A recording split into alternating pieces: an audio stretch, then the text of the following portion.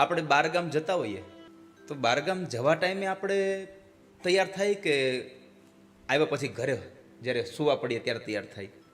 હે, બે ટાઈમ.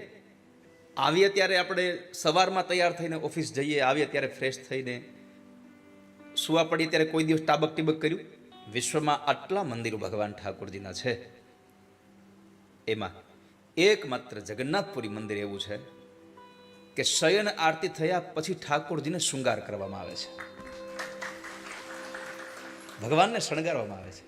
એટલે ભલે સવારમાં દર્શન કરવા જાઓ, પણ 7 દિવસમાં એકવાર રાત્રે 9-10 વાગે દર્શન કરવા જાજો ભગવાનના. ભગવાનને ફૂલનો શણગાર થાય છે ઠાકોરજીને. કેમ કે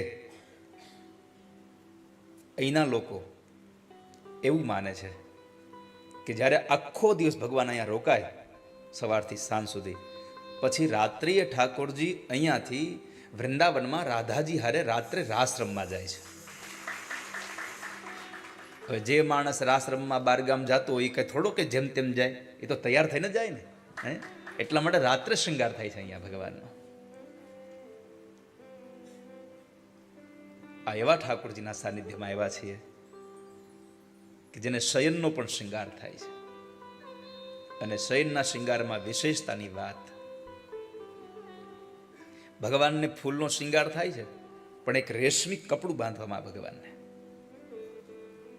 ભગવાનને એક રેશમી વસ્ત્ર બાંધવામાં આવે છે. એ વસ્ત્રમાં જેમ બધા જ ભગવાનને અલગ અલગ સ્તુતિઓ ગમે છે ને, એમ જગન્નાથ ભગવાનને રાજી કરવા હોય તો એક જ સ્તુતિ છે, ગીત ગોવિંદ. જયદેવ કવિએ લખેલું ગીત ગોવિંદ છે, હજારો વર્ષ પહેલા લખાયેલું ગીત ભગવાન નીલમાધવ માટે.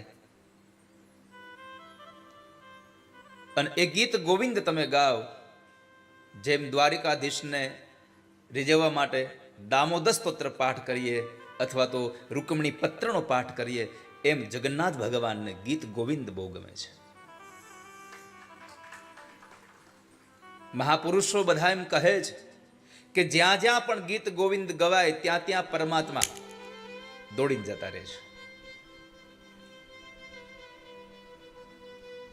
8 પદોના ગીતો લખ્યા છે, જેને અષ્ટપદા કહ્યા છે. અષ્ટપદ બધા ગીતો છે ગોવિંદના.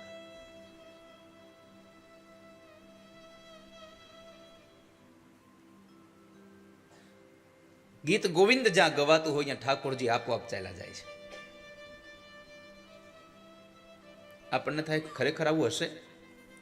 એક શાકભાજી વેચવા વાળાએ એની દીકરીને ગીત ગોવિંદ શીખવાડ્યું. મનરભાઈ એની યુવાન વયની દીકરીને ગીત ગોવિંદ શીખવાડાવ્યું, અને દીકરીનો અવાજ પણ સારો.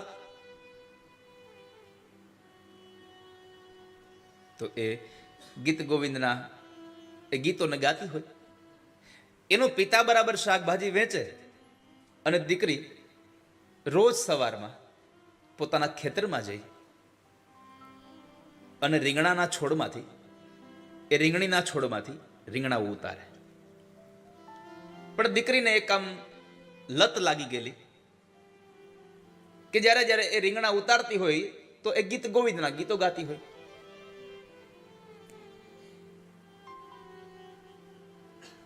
સાંજ પડી ગઈ, દીકરી એ ગીતો ગાતા ગાતા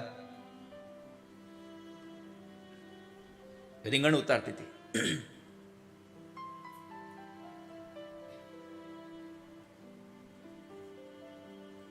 બપોરના ભોગ લાગ્યા પછી ભગવાનના મંદિરને જ્યારે એના કમાડ બંધ થઈ જાય પછી ભગવાન વળી પાછા રોંઢે જાગે અને આપણે ભગવાનના દર્શન માટે જતા હોઈએ. તો એમ ભગવાનને જ્યારે શિંગાર લાગેલો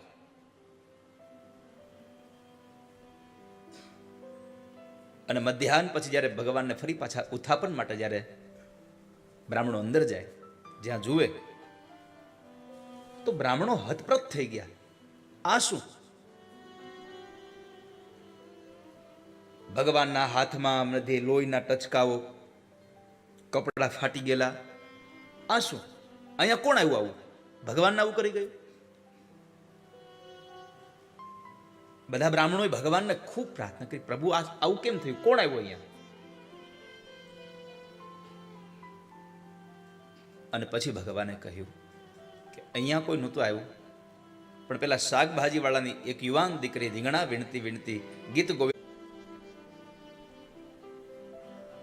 તો એ જે મારો કહેવાનો ભાવ, જે ભગવાનને રક્ત કલરનું જે રેશમી કપડું પહેરવામાં આવે છે, એ કપડાની અંદર ગીત ગોવિંદ લખેલું છે.